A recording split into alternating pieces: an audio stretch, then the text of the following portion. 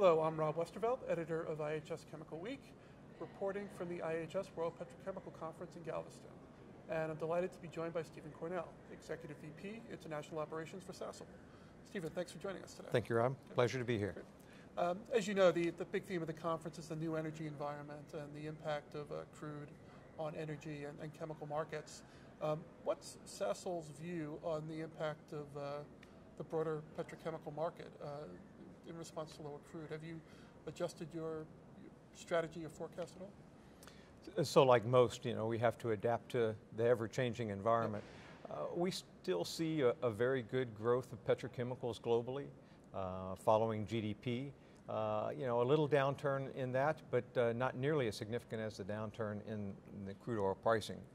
We have made some adjustments to look at where we want to invest, where we want to use our capital dollars, and we have decided we wanted to stay focused on the investment here in North America and putting most of our activities directed at that. Okay.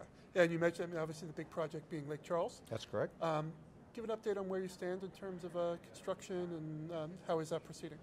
Well, we made the final investment decision on that project in the fourth quarter of last year, and we're moving forward. We're in the field right now doing mostly civil type works, moving earth, putting in foundations. We've got all the major project contracts done. Our EPC contractor is actually a joint venture between Fluor and Technip. And then we've got various subcontractors from Louisiana and Texas.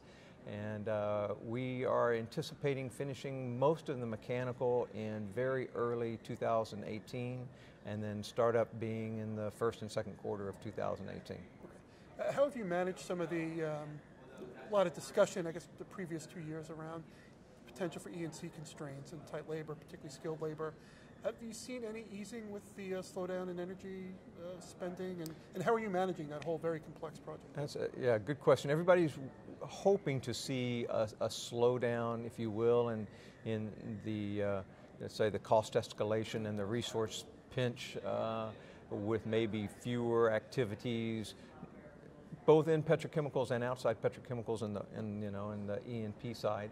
We're seeing a little of that. We had structured our contracts to do about 20% or so of the construction actually in a modular fashion, offshore, and bring those mods in. So that was one of the things that we were looking at in terms of how we were going to handle that.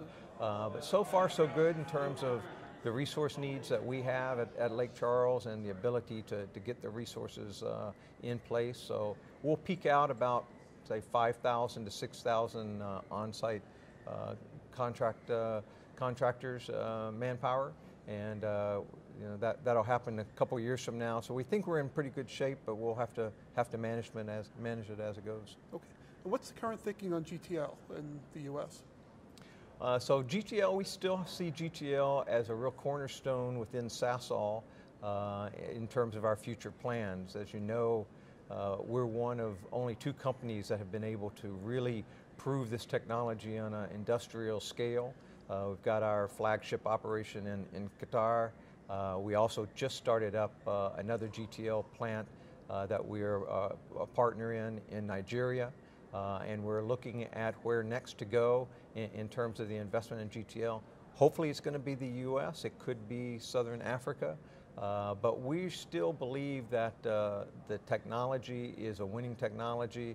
Of course, it struggles at $50 crude oil, but we think at a moderate crude oil level, it's still going to be a robust technology, robust investment. So we're still looking at going forward, still doing a lot of work around the engineering, and at the appropriate time, we hope to be able to take another investment opportunity with GTL. Okay. And final question, just on the outlook for crude. You mentioned at $50, the economics become more challenging. But longer term, what do you see happening to crude? When do you see a recovery? Yeah, so I'm not a crude prognosticator. I must start by saying that, and we pull heavily from folks like IHS and others in terms of what is the view. What we see is that there's continued demand for crude oil, and what we're going through is a rebalancing on basically who's going to cut back for the short term, the near term. But if you look 3 or 4 years out, we still see a recovery given the world demand, and that we'll see moderate crude oil prices again in that 2018, 2019 period. Great. Thanks very much for joining us, Stephen. Rob, I enjoyed it. Thank you. Thanks very much.